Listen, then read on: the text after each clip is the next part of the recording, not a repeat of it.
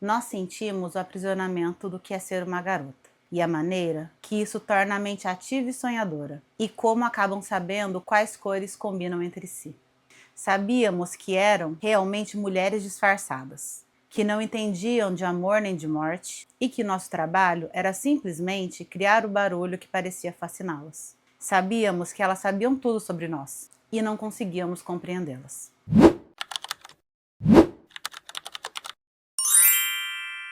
Sejam bem-vindos ao meu canal, meu nome é Ana Fortuna e aqui a gente fala sobre a vida, o universo e tudo mais, através de referências culturais, teóricas, epistemológicas e, é claro, um pouco de humor idiota também. Essa semana nós tivemos o Dia da Mulher e eu queria muito trazer algum conteúdo voltado para isso, mas eu tive um probleminha, acabei ficando doente e não consegui seguir o cronograma que eu estava pretendendo. Ainda assim, eu achei que era importante, e como eu já havia prometido falar sobre male gaze, ou olhar masculino, eu achei um momento bom pra gente falar sobre isso a partir do filme As Virgens Suicidas. As Virgens Suicidas é uma adaptação de um livro homônimo, lançado em 1993, do autor Jeffrey Eugenides, vou deixar o nome aqui embaixo, cuja história gira em torno da trajetória de 5 irmãs adolescentes e seu trágico fim através do suicídio coletivo, como o nome obviamente já insinua.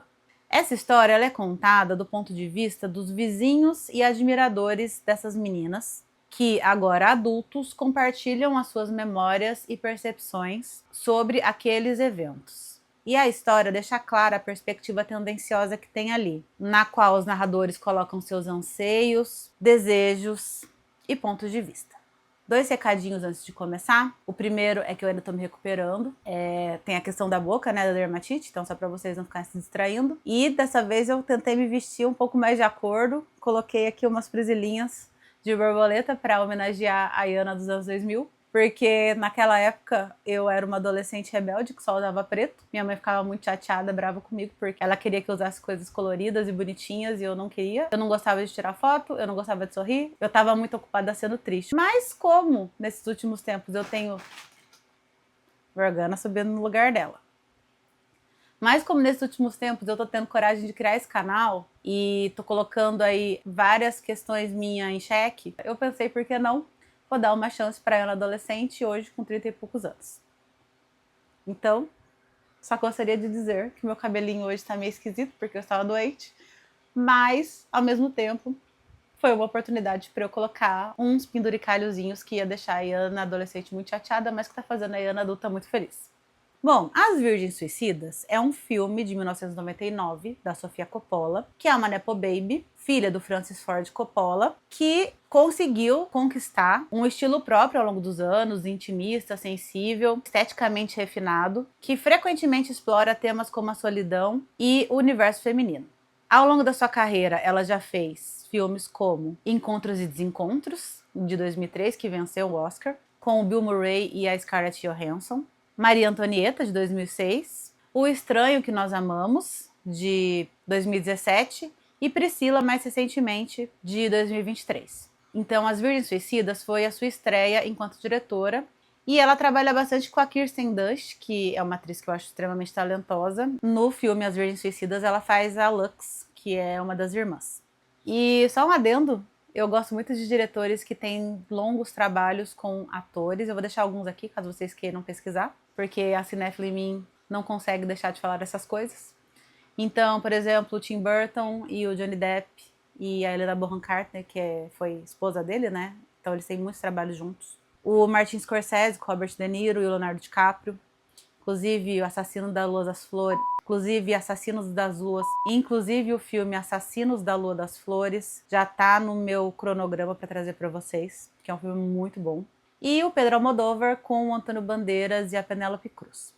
Eu vou fazer esse filme no modelo Assista Comigo, em que eu vou narrando a história e a gente vai colocando as reflexões ali quando for pertinente.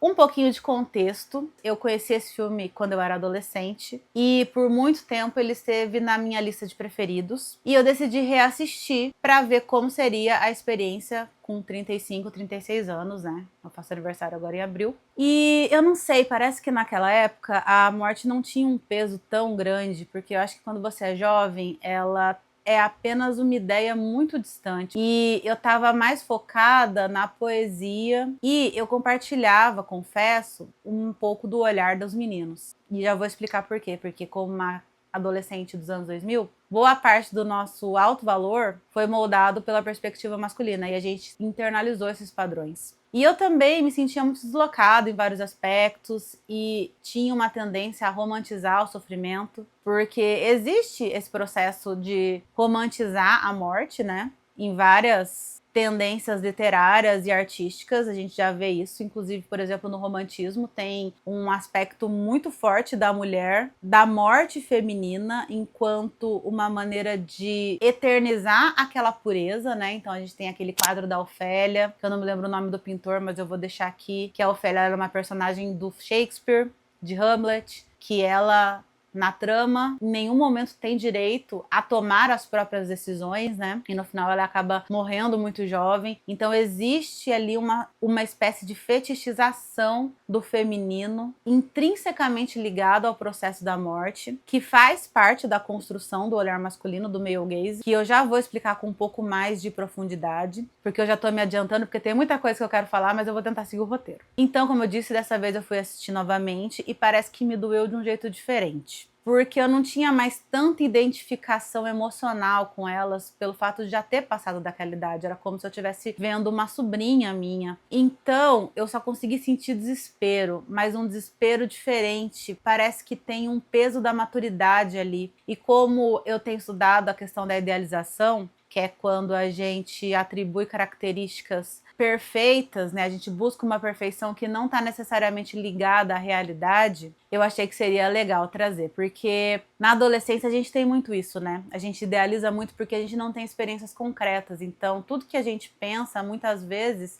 ou vem da opinião de outras pessoas, sejam figuras de autoridade, sejam autores que a gente leu, e pouco da nossa experiência. A gente não tem repertório. Então eu sinto que eu consegui ver com um olhar diferente, mas não quer dizer que foi menos doloroso. É um tema complexo, é um tema indigesto e me deu gatilho de várias questões ali que eu nem lembrava que eu tinha, mas ainda assim eu acredito que eu consegui fazer uma análise um pouco mais racional. Na adolescência eu me identificava muito com as irmãs Linton, que são essas 5 meninas que a história conta, porque eu também tinha esse sentimento de não estar sendo muito ouvida, de crescer num ambiente mais opressor, mesmo que não tivesse esse cunho religioso tão forte, mas eu sentia muita pressão para atender a expectativas e isso me colocava numa espécie de prisão interna e eu sentia que o que eu falava não estava sendo realmente escutado. As pessoas não estavam muito interessadas em me enxergar como eu era de verdade. Isso meio me sufocava, eu sentia que não existia um diálogo real ali acontecendo.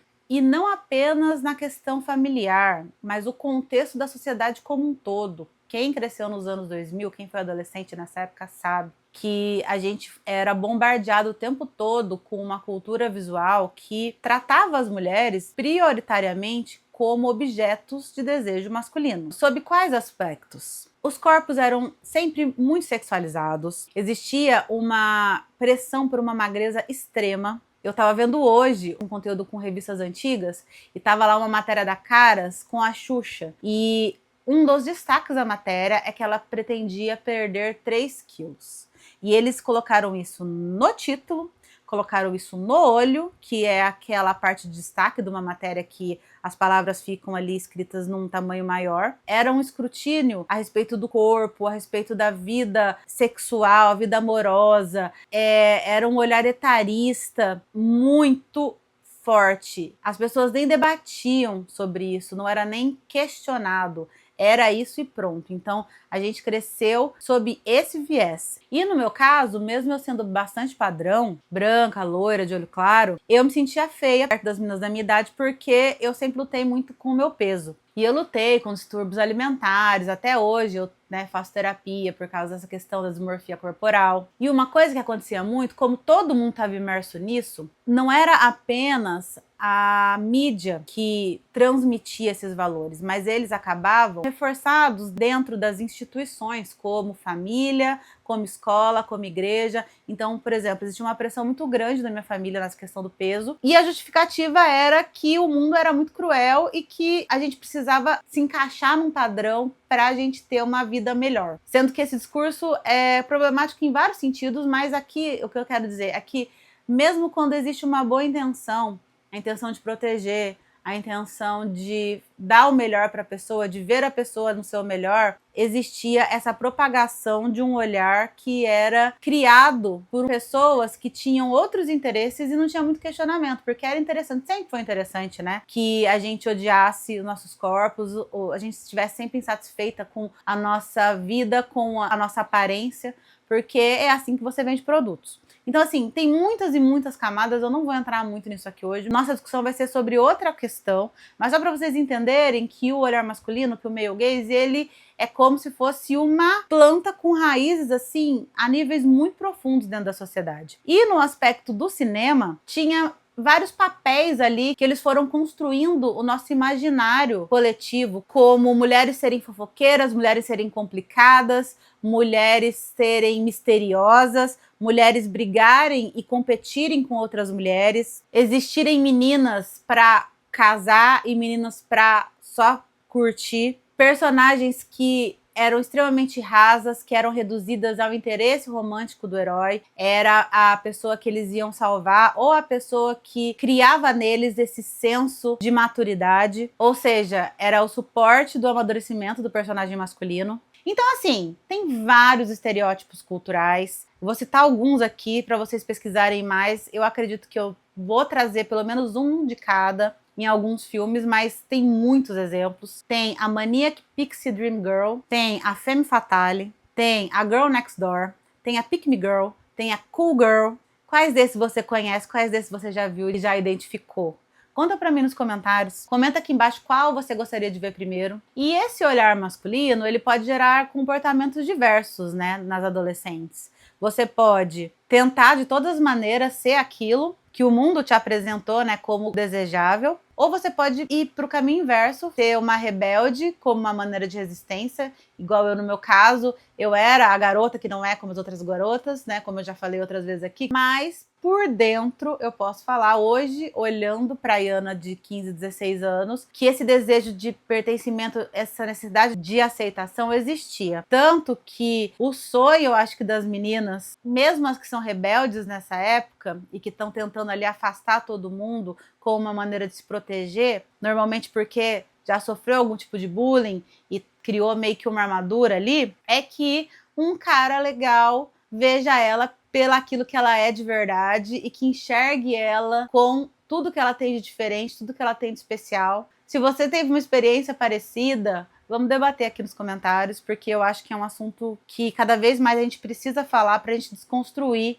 a questão do olhar masculino. E quem trouxe esse termo para a luz? Quem criou, né, as bases teóricas? É uma estudiosa chamada Laura Mulvey, que ela escreveu um ensaio em 1975 chamado Prazer Visual e Cinema Narrativo, em que ela argumenta que o cinema clássico não apenas mostra a mulher, mas estrutura todo o prazer visual em torno de uma perspectiva masculina, do olhar masculino, do male gaze. Aqui, então, a mulher vai ser reduzida a um objeto de fetiche ou de espetáculo. Ou seja, ela existe para ser olhada. E por que isso? Numa conjuntura patriarcal em que orbita os interesses masculinos e cujo protagonismo ativo cabe principalmente aos homens, pensar a mulher como uma figura autônoma e detentora de necessidades similares e ao mesmo tempo diferentes motiva o medo e a sensação de que os privilégios estão sendo ameaçados. Portanto, qual a melhor solução se não permitir a existência desse grupo, só que numa posição secundária? Por que não moldar a mulher segundo o desejo do grupo dominante? E como eles fazem isso? Através da cultura. A autora, nesse ensaio, usa elementos da psicanálise para falar o quê? A diferença sexual entre mulheres e homens desperta uma insegurança masculina. E como método de fuga dessa ansiedade, o inconsciente masculino encontraria duas vias: a desvalorização, punição ou salvação, ou a transformação da figura em um fetiche, para que ela seja reconfortante e não perigosa. Então aqui o olhar não é apenas um processo físico, ele é um ato de interpretação e às vezes até político, porque ele carrega o conjunto de crenças e regras de conduta de quem observa. E o cinema é uma maneira que facilita todo esse processo, porque o diretor usa a montagem do filme, o enquadramento das cenas, para direcionar o olhar e ditar a experiência. E daí, quando o protagonista detém a onipotência sobre o ângulo da história, a perspectiva dele é a que vai ser traduzida para o espectador como a verdade. E no caso do male gaze, como tudo é determinado pelas ações e memórias do protagonista masculino, ele projeta os seus gostos, as suas vontades, os seus desejos, os seus medos sobre as personagens. E é isso que o espectador passa a acreditar que é verdade. E nas Virgens Suicidas, esse olhar se manifesta na fotografia, na direção de arte, com tons pastéis, um ar meio nostálgico e imagens propositalmente turvas, que cria uma espécie de névoa, que para mim nada mais é do que uma representação visual da idealização, que é, como eu disse, quando a gente atribui qualidades que a gente gostaria que a pessoa tivesse e não está muito se importando se aquilo é verdade ou não. Mas eu vou falar melhor sobre todas essas questões ao longo do filme, né? Sem mais delongas. O filme chama Virgens Suicidas, não tem como não dar muito spoiler nesse sentido. Mas, de qualquer maneira, aqui é um lugar que a gente gosta de spoiler. Então, se você gosta de assistir primeiro a obra, eu recomendo que você vá e depois você volte para ver a análise. E também lembrando que é um tema bastante pesado, apesar de ter uma estética muito bonita, muito bem pensada. A forma como a história é contada é muito bem roteirizada. Mas ainda assim, se você tem gatilho com esse tipo de assunto, eu sugiro cautela. Numa casa de subúrbio norte-americano lá dos anos 70, um professor de matemática e a sua esposa, um casal extremamente religioso, cria as 5 filhas: Cecília, Lux, Bonnie, Mary e Teresa. Lindas, loiras, jovens, que andam sempre juntas com um ar misterioso, quase etéreo, ao menos do ponto de vista de seus admiradores, que são também os narradores da história. E quem são eles? São 4 meninos que são vizinhos e estudam no mesmo colégio que elas. Parece que são daquele grupo um pouco mais tímido, que estão na puberdade e são completamente obcecados pelas irmãs Linton. A transição da infância para a adolescência feminina costuma ser marcada por uma profunda e complexa ruptura. Diferente dos meninos, em que a sociedade permite que eles estendam a infância até a idade adulta, mantendo seus hobbies, gostos e amadurecendo no seu próprio tempo, as meninas, quando entram na puberdade, são forçadas a agir como mulheres de forma abrupta. Mesmo que a adolescência passe por um momento em que seus corpos mudem de uma maneira desordenada, elas precisam lidar com isso normalmente sem erros. Da noite para o dia, elas começam a ser assediadas na rua e começam a ter restrições sobre as suas roupas e passatempos. E eu lembro muito da minha infância, porque eu era uma menina muito moleca e minha família tinha uma chácara que eles se juntavam todo domingo. E a gente cresceu brincando no meio do mato, descalça, sem roupa às vezes, passando urucum na cara. E quando eu fiz 12, 13 anos, da noite pro dia, meus pais começaram a me proibir de ficar no escuro, no meio do mato, com os meninos. E eu não entendia por que isso estava acontecendo, porque era uma coisa natural, a vida toda eu tinha podido fazer aquilo e da noite pro dia eu não podia mais. Nem se compara, né, ao que essas meninas passavam, mas ainda assim eu entendo esse sentimento de você ter vivido de uma maneira a sua vida toda e você ter que seguir as expectativas de pessoas que você nem conhece e também ninguém te explica muito por quê. Ou quando te explica você não entende, não faz sentido pra você. E o filme começa com a Lux chupando um pirulito e várias cenas do bairro ali amanhecendo. Tem uma música profunda, com umas notas até meio sensuais ali.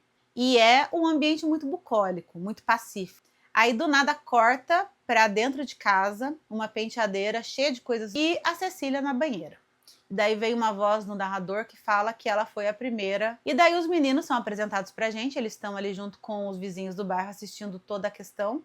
Quando ela é socorrida, né, por uma ambulância. A mãe dela vem correndo atrás com um cobertor florido, assim, bem desesperada, que já mostra, né, que ela é uma mãe cuidadosa, que vê a filha como uma criança. E daí já corta pra ela conversando com o médico, porque ela tentou, né, porém ela não concretizou aquilo que ela queria fazer. E ele fala pra ela que ela não tem idade pra saber como a vida é dura. E ela já responde pra ele na lata, assim: claramente, doutor, você nunca foi uma menina de 13 anos. E aqui a gente já começa a perceber que todo mundo acha que sabe o que elas sentem, né? E projeta as coisas nelas.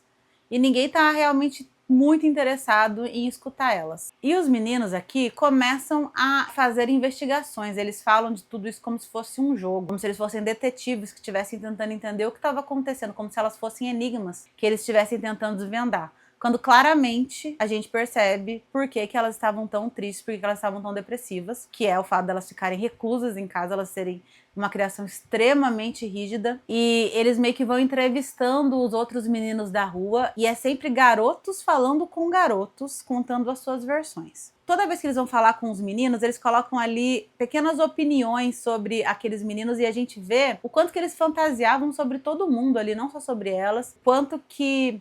Como que eu vou dizer? Que existe uma ingenuidade ali, talvez tenha a ver com o fato dos anos 70, né? Não é por acaso que se passa no subúrbio dos anos 70 dos Estados Unidos, que as coisas eram muito diferentes, não existia internet, ninguém falava muito sobre saúde mental naquela época, ninguém tinha acesso à informação direito, existia esse idealismo infantil. Essas séries que retratam os anos 80, né, esse saudosismo dos anos 80, como Stranger Things, It, o filme, né, A Coisa, traz um pouco dessa inocência dos jovens que achavam que eram muito adultos, mas que na verdade faziam teorias muito mirabolantes, porque o que eles tinham como referência, como fonte de informação, era muito pouco. E como eu disse, nessa idade, é uma idade que a gente idealiza muito sobre as coisas, porque a gente não tem experiência prática. E hoje a gente vive numa realidade que você pode buscar qualquer coisa. Em 2 cliques você encontra o que você quiser. Você consegue hoje em dia formar quadros muito mais realistas sobre os mais diversos assuntos. Você pode entrar num hiperfoco ali,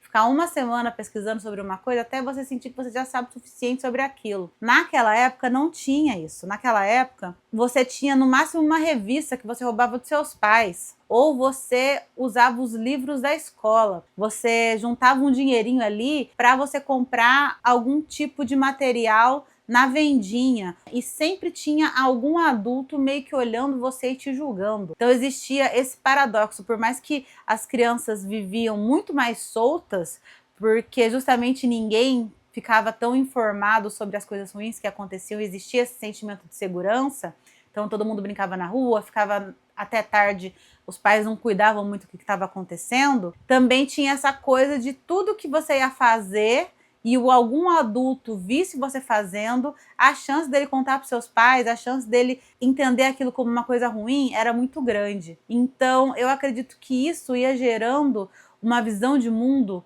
bastante distorcida, mas era tudo que eles tinham, então era aquilo que eles tratavam como realidade.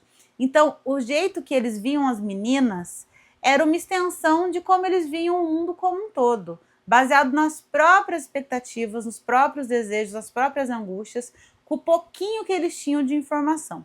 Então eu não estou aqui questionando os meninos, né? Eu não quero tratar esses meninos como vilões, eles estavam fazendo aquilo que eles podiam fazer dentro do ambiente que eles foram criados. Mas o que eu estou questionando aqui são os perigos da idealização para a gente agora estudar enquanto adultos ou enquanto jovens adultos e a gente refletir sobre isso e ver o que vai fazer com isso a partir de agora, e para a gente questionar também os padrões do olhar masculino e como eles nos influenciam até hoje, né? Como eles moldam nossa visão de mundo, como a gente internaliza esses padrões e muitas vezes a gente sofre com a frustração de expectativas que nem são nossas para começo de conversa. Então eles vão entrevistar alguns meninos e um deles fala que ele entrou na casa para ver se ele conseguia pegar alguma delas tomando banho, e ele chegou e o banheiro estava cheio de sangue. E daí o filme vai mostrando a opinião das outras pessoas, como eu falei, ele passa por alguns vizinhos, passa até pela própria televisão, ela tem um papel bem grande nesse filme, para mostrar um pouco dessa mudança que a juventude norte-americana estava vivendo, de pressões que não existiam até pouco tempo atrás. E uma das vizinhas fala que com certeza a Cecília não queria se desviver, né? Ela só queria sair daquela casa.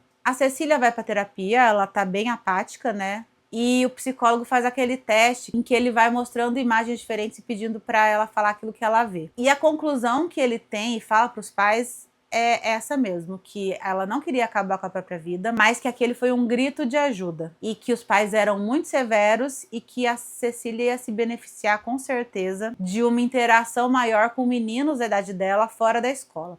Aí os pais olham um pro outro assim, né, com cara de não queremos fazer isso, mas amamos nossas filhas acima de tudo, e já que é a opinião de profissional, vamos lá tentar fazer isso aqui. Aí o Sr. Lismon chama um menino que trabalha com ele, que ajudava ele em alguns trabalhos domésticos ali, para jantar. Estão todos sentados ali na mesa, né, e a mãe olha pra Lux e vê que ela tá só com uma regatinha, e daí ela fala: Lux, vista a blusa imediatamente. E daí quando ela coloca, ela fala: obrigada, meu bem. Então você vê que existe um carinho ali, uma educação, mas ao mesmo tempo não tem espaço para discussão e é uma rigidez extrema.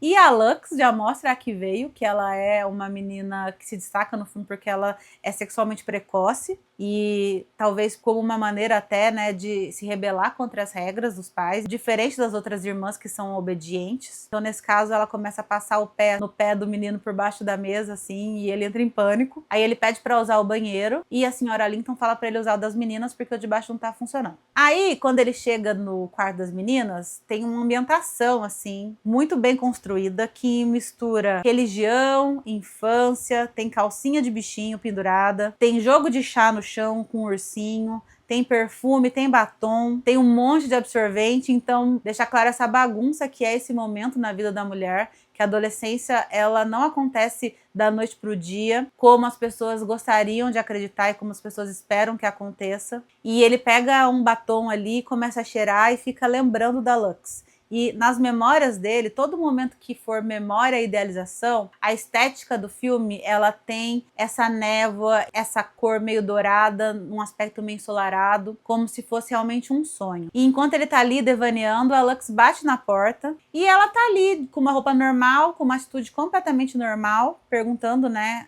se ela pode entrar, e é como se a realidade estivesse ali batendo na porta dele para atrapalhar a idealização que ele estava querendo sentir. E daí ele sai correndo. É engraçado que tem a cena que ele pega o aparelho que ele esqueceu no prato.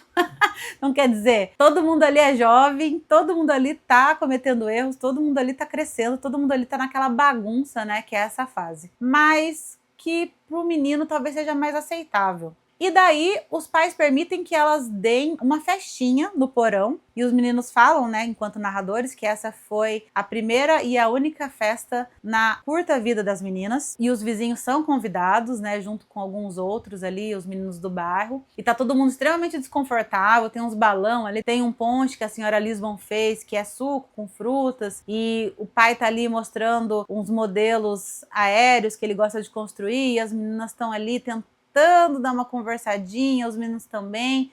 Aquele clima bem desconfortável mesmo. E a Cecília pede para sair. Pergunta se ela pode se retirar. E a mãe fala que tudo bem se ela estiver se sentindo mal, mas ela também tenta convencer a Cecília a ficar dizendo que a festa é para ela, que eles não sentem falta dela e tal. Alguns momentos depois, a gente escuta o grito do pai da Cecília, porque ela se defenestrou. Tinha uma cerca logo abaixo da janela, então vocês podem imaginar. É uma cena bem ruim. E daí todo mundo grita, a festa obviamente acaba na hora. E corta pro padre vindo visitar a família, né? Dá pra ver que ele tem bastante proximidade ali com eles. O pai tá na frente da TV, meio anestesiado ali. A mãe tá no quarto, toda desarrumada, sem conseguir levantar da cama, né? Dá pra ver que tá todo mundo extremamente abalado, mas ninguém tá conversando sobre isso. Então isso mostra como a comunicação naquela casa é difícil, né? Mesmo antes, ninguém se comunicava, ninguém falava o que estava sentindo.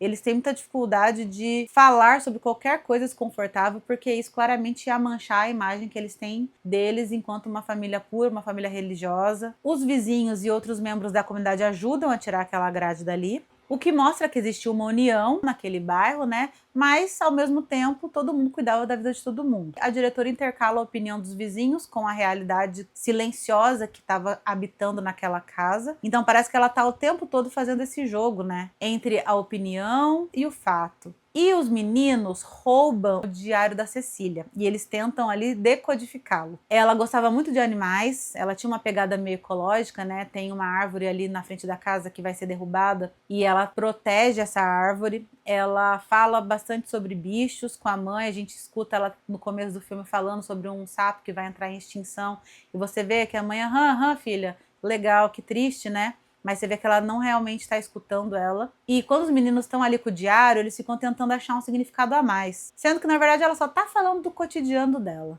Chega uma hora que o menino fica frustrado e fala quantas páginas é possível escrever sobre árvores. Então você vê que eles têm uma expectativa ali, eles querem encontrar alguma coisa diferente, querem atribuir um sentido escondido ali, eles querem a idealização. E não querem saber da realidade porque a realidade é muito simples, é muito banal. Assim como a TV, em alguns momentos, parece que eles querem o entretenimento da tragédia. Porque é isso que faz com que eles alimentem as próprias fantasias. Então tem uma hora que ela conta que eles foram fazer um passeio de barco e a Lux tocou uma baleia, e daí já muda completamente a imagem, novamente aquela imagem saturada, ensolarada, e eles imaginando como seria a Lux andando no barco, qual seria a expressão que ela estaria fazendo. E daí já corta para as meninas no campo e assoprando flores e dançando de vestidos brancos, no balanço, com unicórnios, com céu, com nuvens, que é como eles gostam, né, de imaginar elas. E nesse momento, eles falam aquela frase que eu disse no começo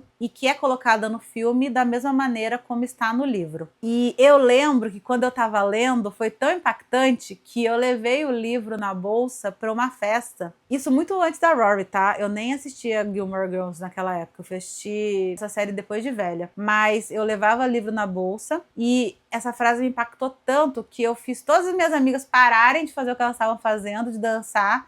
E eu li para elas porque eu queria que elas entendessem o que eu estava sentindo, porque aquilo ali era muito impactante. E daí as aulas começam e elas vão para a escola como se nada tivesse acontecido, ou seja, elas estão tentando levar uma vida normal. Só que ninguém deixa elas esquecerem. O tempo todo as pessoas estão ali tomando cuidado para o que elas vão falar com elas. Os professores falam sobre isso na sala, tem uma palestra sobre isso, panfletos sobre isso, né? Como uma maneira de ajudar os jovens mesmo, porque dá para ver que ninguém falava muito sobre isso naquela época, então estava começando meio que um movimento ali a acontecer. E os narradores falam que elas perderam o interesse pelas atividades escolares, só que a gente vê o tempo todo elas sendo estigmatizadas pelas pessoas. Elas estão tentando viver uma vida normal, mas as pessoas ali não deixam. Então tem uma cena que elas estão trancadas no banheiro ali em silêncio, e novamente fica muito claro que a opinião é muito diferente dos fatos.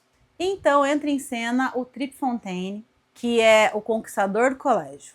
Todas as meninas eram apaixonadas por ele estava vivendo o momento da vida dele na adolescência, menos a Lux. E é claro que por isso ele decide que ele vai se apaixonar justamente por ela. E daí a gente vê uma entrevista com ele mais pra frente, mais velho, sentado numa mesa, e ele fala o seguinte: ela era um porto seguro em meio ao mundo conturbado. Eu amei muitas garotas, mas nenhuma como aquela. E daí voltamos pro passado e ela que está vivendo a vida dela e ele está sofrendo de amor por ela, ou a idealização que ele tem dela, né? Até que chega um momento que ele consegue se aproximar dela e aos poucos ele vai conquistando ela, porque no final das contas ela é uma adolescente, né? Ela também idealiza, ela também tem seus sonhos e ela também consegue cair no papinho. E chega o baile da formatura e ele consegue permissão do pai dela e também consegue alguns amigos para levar as irmãs dela, então vão todos juntos. E os vestidos dela são todos brancos com umas florzinhas assim.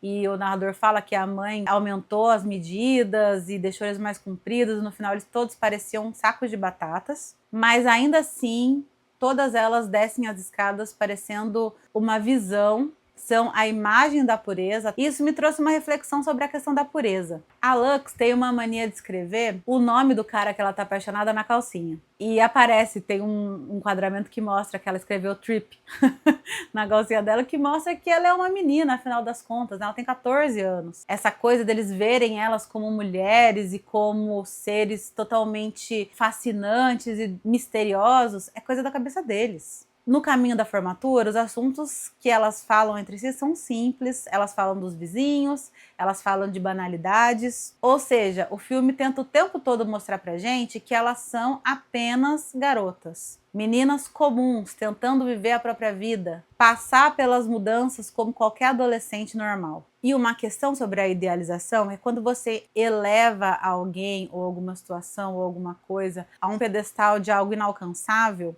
Você tira a humanidade, a possibilidade de ter falhas daquilo que você está idealizando. Você tira o direito de errar. E isso com certeza vai te gerar frustração, porque ninguém consegue manter esse lugar para sempre. A gente vê ali que os meninos não se importam em estabelecer um diálogo real com aquelas meninas.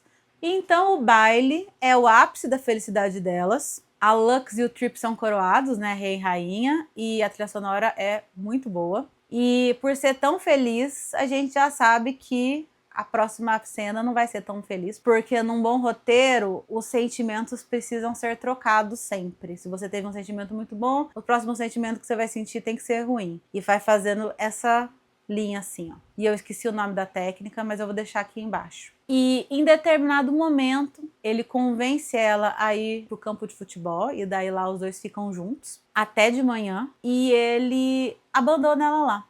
Ela acorda sozinha, e essa parte me causa muita tristeza, assim, porque dá pra sentir, é um sentimento de desesperança tão grande, é como se a realidade entrasse com o pé na porta ali, e você tenta se apegar à beleza estética da coisa para esconder o fato de que você está completamente vazia, que todas as suas esperanças viraram pó e agora você vai ter que lidar com a dureza, que é a vida real. E a gente volta para a entrevista dele no presente e ele fala que ele foi andando para casa naquela noite, que ele gostava muito dela, mas que no campo aquilo foi diferente. E que foi a última vez que ele viu ela. Ou seja, um babaca, um cínico. Eu fico com tanta raiva dele nessa hora. Ele idealizava ela, ele fez tudo pra ela ir ali com ele, só que quando se tornou real, a idealização acabou. E o que eu penso sobre isso? A gente, quando idealiza alguma coisa, a gente tira qualquer aspecto de possibilidade real.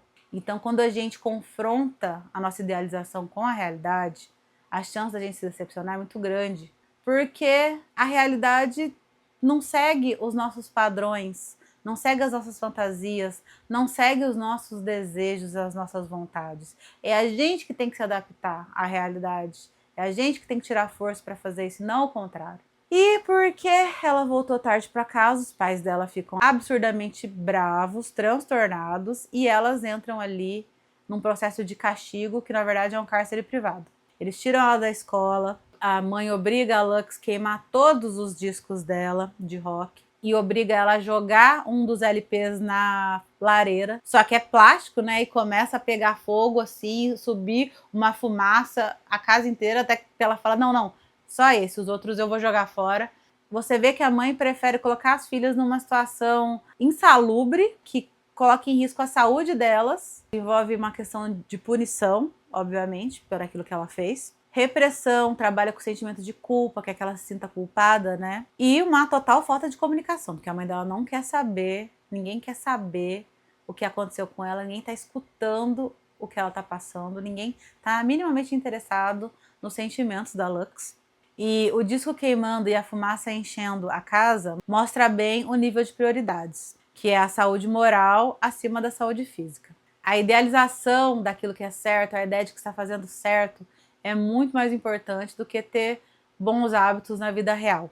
E a situação degringola num nível que a gente consegue sentir a solidão delas. E a partir daí a Lux começa a se encontrar com todos os caras que vão até a casa dela, seja o entregador de pizza, ela chama ele pro telhado para ter relações. E os meninos ficam espiando ela da casa da frente, porque eles são vizinhos, e daí eles chamam os caras para conversar. E ele conta que depois que tudo acabou, ela pergunta para ele se ele ama ela.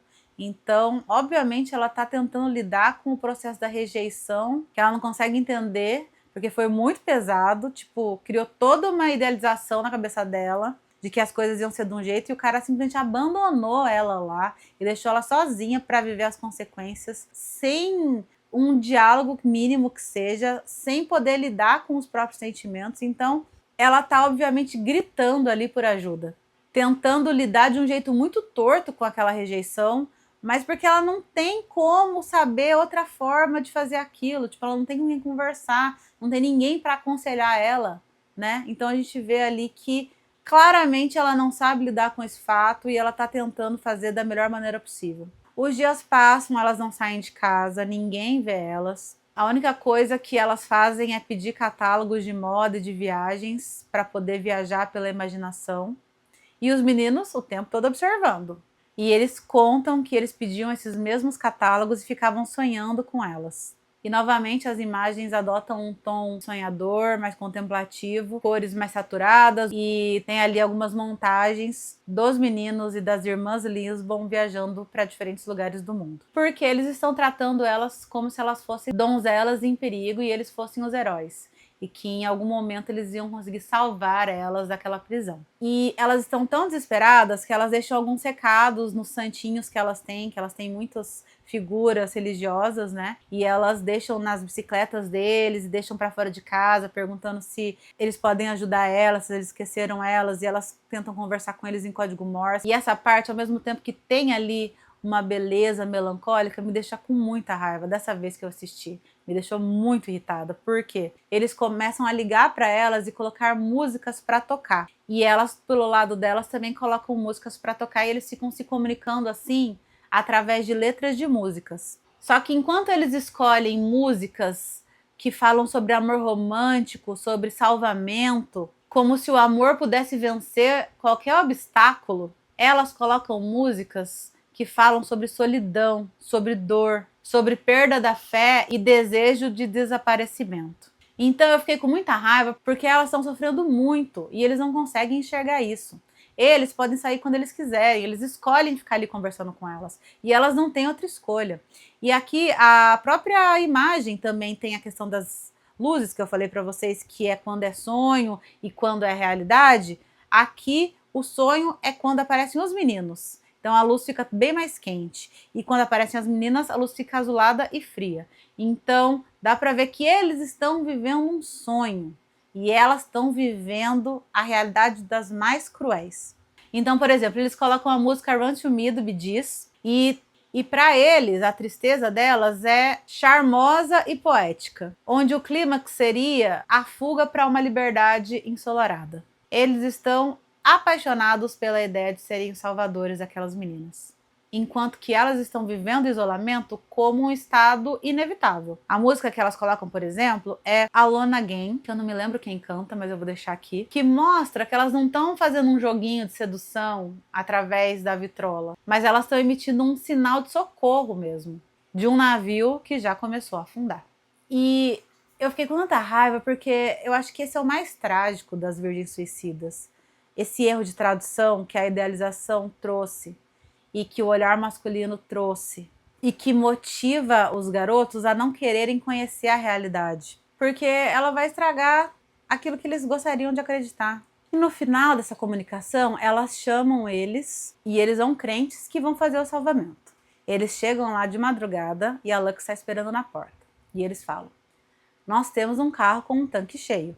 Ela dá uma flertadinha com eles, faz umas piadinhas ali e pede para eles esperarem lá dentro. E daí, enquanto eles estão sonhando acordados, elas cometem o ato. E quando eles se deparam com a realidade, eles não têm outra alternativa do que gritar e sair correndo. O pai e a mãe se mudam da casa, porque os meninos falam que não tinha como eles tentarem continuar vivendo uma vida normal. E a mãe fala que nunca faltou amor para as filhas dela. E assim, eu acho que ela realmente acredita nisso, mas não deixa de ser uma forma de defesa, porque ela está descrevendo ali um amor que foi condicionado à total anulação da identidade das filhas. Ela amava elas enquanto elas eram puras e obedientes. Assim como os meninos, a mãe nunca escutou as filhas. Ela amava a ideia que ela tinha das meninas. Admitir que as meninas morreram por falta de um ambiente saudável é admitir seu fracasso como mãe. E essa fala revela uma confusão comum dentro desse tipo de família disfuncional. A ideia de que prover as necessidades básicas é o ápice do amor. Porque se há amor, não deveria haver tristeza. Então, no final das contas, ela está defendendo a si mesma.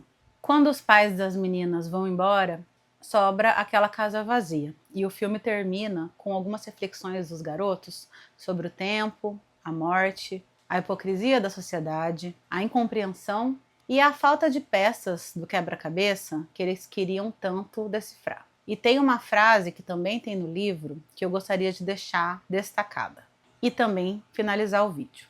Eles dizem: no final, conseguimos as peças do quebra-cabeça. Mas não adiantava como as colocássemos juntas, as dúvidas continuavam vindo. Um vazio estranhamente disforme a cercava, com coisas que não conseguíamos dar nome. O que ficou depois delas foi a lista mais trivial de fatos mundanos. Um relógio funcionando na parede, uma sala escura ao meio-dia e o ultraje de um ser humano pensando somente em si mesmo. E aqui fica a questão: eles estão falando delas, da sociedade ou deles mesmos? O estranhamento a partir de coisas que eles não conseguiam nomear é o distanciamento da realidade, porque eles não queriam enxergar os fatos como eles eram, então parecia que não se encaixava, e claro, nunca ia se encaixar, porque você quer que alguma coisa seja verdade, mas a realidade não tem compromisso nenhum com a sua vontade. O relógio na parede é o tempo. A sala escura ao meio-dia era a vida delas naquele momento, trancadas dentro de casa, vendo a vida passar lá fora. E o ultraje do ser humano pensando somente em si mesmo é uma tentativa deles dizerem que elas foram egoístas, mas revelando quem eram os verdadeiros egoístas da história.